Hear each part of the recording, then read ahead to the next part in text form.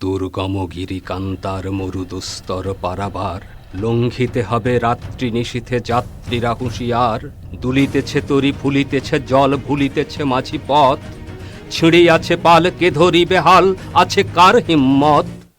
আজকের বিষয় সম্পর্কে বলবার আগে আমি একটা নাটকের সংলাপ বলছি। একই সংলাপ দুভাবে বলবো।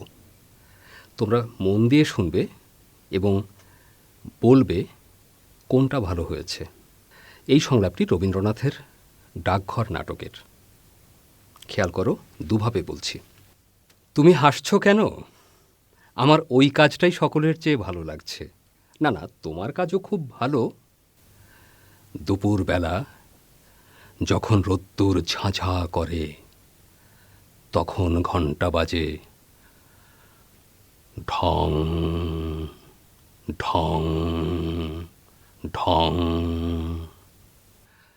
আবার এক একদিন রাত্রে হঠাৎ বিছানায় জেগে উঠে দেখি ঘরের প্রদীপ নিভে গেছে, বাহিরের কোন অন্ধকারের ভিতর দিয়ে ঘণ্টা বাজছে ঢং ঢং ঢং। তুমি হাসছো কেন? আমার ওই কাজটাই সকলের চেয়ে ভালো লাগছে। না না, তোমার কাজও খুব ভালো। দুপুরবেলা যখন রোদ্দুর ঝাঁঝা করে, তখন ঘণ্টা বাজে ঢং ঢং ঢং। আবার এক একদিন রাত্রে হঠাৎ বিছানায় জেগে উঠে দেখি ঘরের প্রদীপ নিভে গেছে, বাহিরের কোন অন্ধকারের ভিতর দিয়ে ঘণ্টা বাজছে ঢং ঢং ঢং। কোনটা ভালো লেগেছে? দ্বিতীয়টা। কারণ কি? কারণ হচ্ছে দুপুরবেলার পরিবেশের জন্য যেভাবে কথাটা বলা দরকার, রাতের বেলার পরিবেশের জন্য যেভাবে কথাটা বলা দরকার, প্রথম সংলাপ বলবার সময়ে সেভাবে বলা হয়নি, দ্বিতীয় সংলাপে সেভাবে বলা হয়েছে। দুপুরবেলার পরিবেশটা ঝাঁঝালো, মনে হয়েছে খুব তীক্ষ্ণভাবে যদি সেটাকে শোনানো যায় তাহলে হয়তো পরিবেশটা ফুটে ওঠে। রাতের পরিবেশটা অনেক শান্ত, তার মধ্যে গাম্ভীর্য আছে, সেটাকে প্রকাশ করবার জন্য যদি ওভাবে বলা যায় তাহলে হয়তো ভালো হয়। এই যে শব্দকে কিভাবে প্রকাশ করলে ওই শব্দের অর্থ, ওই শব্দের ভাব ফুটে ওঠে, সেইভাবে প্রকাশ করাটা, একে বলা হয় ব্যঞ্জনা। আজকে আমরা কথা বলবো এই শব্দ ব্যঞ্জনা নিয়ে। আবৃত্তিতে এটা খুবই গুরুত্বপূর্ণ। আমি একটা বিজ্ঞাপনের কথা স্মরণ করতে পারি। দাঁতের মধ্যে টোকা দেয়া হতো, টকটক করে আওয়াজ হতো, তারপরে বলা হতো মজবুত। এটা একটা টুথপেস্টের বিজ্ঞাপন। এই যে বলল মজবুত, এটাকে এভাবে না বললে কি হতো? যদি বলা হতো মজবুত, তাতেও তো মজবুতই আমরা বুঝতাম, কিন্তু ওভাবে বলার মধ্য দিয়ে আসলে এটা যে বেশ মজবুত সেটা বোঝানোর চেষ্টা করা হয়েছে। অর্থাৎ মজবুতের ভাবটা যেন ফুটে ওঠে, সেই চেষ্টাটা করা হয়েছে। আমাদের বাংলা ভাষার শব্দগুলো এই রকম ব্যঞ্জনাধর্মী। সব ভাষার শব্দই ব্যঞ্জনা দেয়, কিন্তু বাংলা ভাষার শব্দগুলো অনেক বেশি ব্যঞ্জনাধর্মী। যেমন আমরা যখন বলি মেঘ, কথাটা একটু খেয়াল করো। ম খুব কোমল একটা ধ্বনি, ঘ খুব গম্ভীর একটা ধ্বনি।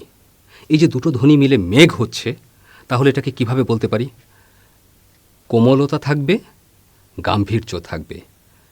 মেঘ, মেঘের পরে মেঘ, মেঘের পরে মেঘ জমেছে, আঁধার করে আসে। ব্যঞ্জনাটা ফুটিয়ে তুলবার জন্য এভাবে বলছি। কিন্তু যদি আমি বলতাম মেঘ, তাহলে মেঘের মতো মনে হতো না। এরকম আরও কিছু শব্দ আমি বলছি। যেমন ধরো, রশিটাকে টান টান করে বেঁধে দাও। যদি বলি রশিটাকে টান টান করে বেঁধে দাও, টান টান করে বেঁধে দাও, টান টান করে বেঁধে দাও, পরের বার মনে হলো না যে একটু বেশি টান টান হলো? এটাই হচ্ছে গিয়ে ওই ব্যঞ্জনার ব্যাপারটা। এরকম কতগুলো শব্দ বলছি। যেমন ধরো, এখন, আজ, কাল, পরশু, অনেক আগে। দেখো একটা থেকে আরেকটার পার্থক্যটা। আমি যদি বলি আমি, তুমি, সে, পার্থক্যটা খেয়াল করো। আবার যখন বলছি আলো, অন্ধকার, উল্টো যদি বলতাম আলো, অন্ধকার, ভালো লাগছে না। তাহলে আলো হচ্ছে ছড়িয়ে পড়ার একটা ব্যাপার আছে, আলো। আর অন্ধকারটা কীরকম? স্থবির, তাই তো? অন্ধকার। ঠিক একইভাবে আরও কিছু বলছি, যেমন একটু আগে বলেছিলাম মজবুত, শক্ত। ঠিক তার বিপরীতে মসৃণ, কোমল। এই যে শব্দগুলো, আরও একটা শব্দ বলি তোমাদের। ধরো সকাল, দুপুর, এগুলোরও তো নিশ্চয়ই আলাদা আলাদা ব্যঞ্জনা আছে। বিকেল, সন্ধ্যা। ধরো সকাল এবং সন্ধ্যা, এই দুটো কি দিনের এমন সময় যে সময়টা হচ্ছে খুব স্নিগ্ধ, তাই না? তাহলে সকাল এবং সন্ধ্যা দুটোর মধ্যেই স্নিগ্ধতা দরকার আছে, কিন্তু দুটোর আবার পার্থক্য আছে। দেখো বলছি সকাল, অর্থাৎ সকালবেলাটা হচ্ছে খুলে যাচ্ছে সব কিছু, সকাল। সন্ধ্যাবেলাটা গুটিয়ে নিয়ে আসছি, সন্ধ্যা, সন্ধ্যা। বিপরীত যদি হতো তাহলে কিন্তু ভালো লাগতো না। এগুলো হচ্ছে ব্যঞ্জনা। এখন এই ব্যঞ্জনার প্রয়োগ আমরা যে কোনো একটা কবিতার মধ্যে দেখি করতে পারি কিনা। রবীন্দ্রনাথের সন্ধ্যা ও প্রভাত নামে একটা লেখা আছে লিপিকা এই গ্রন্থে। এখান থেকে মাত্র কয়েকটি লাইন আমি বলছি, খেয়াল করো। এখানে নামলো সন্ধ্যা, এটা কিভাবে বলবো তাহলে? ওখানে, তার বিপরীতে এখানে। ওখানে হলে কি হবে? ওখানে, আর এখানে। তাহলে এখানে নামলো, উঠলো না, কিন্তু উঠলো হলে উঠলো, নামলোটা কীরকম? নামলো। আর সন্ধ্যা তো একটু আগে দেখিয়েছি, তাহলে এখানে নামলো সন্ধ্যা। কিভাবে বলবো? এখানে নামলো সন্ধ্যা। সূর্যদেব, আমি তুমির মতো। সূর্যদেব, কোন দেশে, কোন সমুদ্র পারে তোমার প্রভাত হলো? অন্ধকারে এখানে কেঁপে উঠছে রজনীগন্ধা। বাসর ঘরের দ্বারের কাছে অবগুণ্ঠিতা নববধূর মতো। কোনখানে ফুটল ভোরবেলাকার কনক চাঁপা? জাগলো কে? এই যে দেখো, জাগলো কে? জাগরণের ব্যাপারটা থাকতে হবে। নিভিয়ে দিল সন্ধ্যায় জ্বালানো দ্বীপ, ফেলে দিল রাত্রে কাঁথা সিঁউতি ফুলের মালা।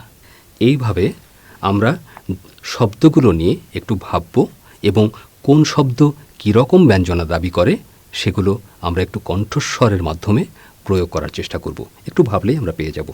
তারপরে যে কোনো কবিতা যখন আবৃত্তি করব তখনও সেই প্রকাশটা করার চেষ্টা করব। আশা করছি তোমরা বুঝতে পেরেছ। এবারে নিজে নিজে একটু চেষ্টা করবে। আবার কথা হবে অন্য কোনো বিষয় নিয়ে। ভালো থাকো।